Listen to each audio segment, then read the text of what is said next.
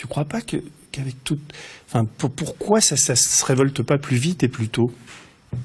Ben pour plusieurs raisons. La première, c'est que ils ont tout, ils possèdent, enfin pas le média ici, mais ils possèdent tous les médias. 90% des médias sont détenus par 10 milliardaires, merci à Crimed. Du coup, nos cerveaux sont quand même manipulés à un point inimaginable. C'est-à-dire que, par exemple, par rapport au problème des régimes spéciaux des retraites, on ne parle pas chez la coiffeuse, on ne parle pas dans la vie ordinaire des régimes spéciaux des plus riches. On parle que de celui des cheminots, voilà. Et les retraites chapeaux des patrons du CAC 40 se chiffrent en millions d'euros. Et c'est voilà, ça c'est des retraites chapeaux qu'il faut qu'on récupère pour nous. Tous les parachutes dorés, les retraites aussi des sénateurs, des députés avec des avantages, du président de la République, n'en parlons pas. Pour moi, la politique, elle ne doit pas être aux mains de l'argent.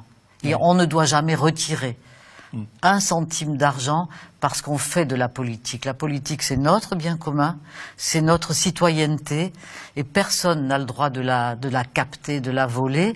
Or, aujourd'hui, depuis qu'Emmanuel Macron est arrivé, a été placé par les puissances d'argent à l'Élysée, eh bien, tout est aux mains de ces capitalistes, de ces milliardaires, et donc c'est une il faut pas que je m'énerve, hein. Je vais décider de rester cool, hein. J'allais rester calme.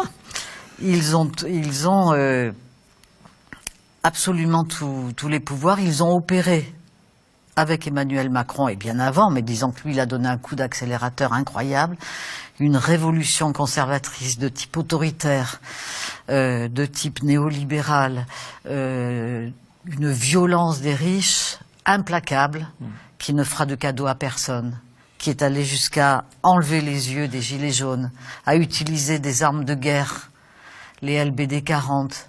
Emmanuel Macron a même été, je ne sais pas s'il a été condamné symboliquement ou par la Cour de justice européenne, par l'ONU, rappelé à l'ordre du moins. Mais pour moi, je ne devrais pas parler comme ça, mais c'est vraiment ils se foutent de notre gueule.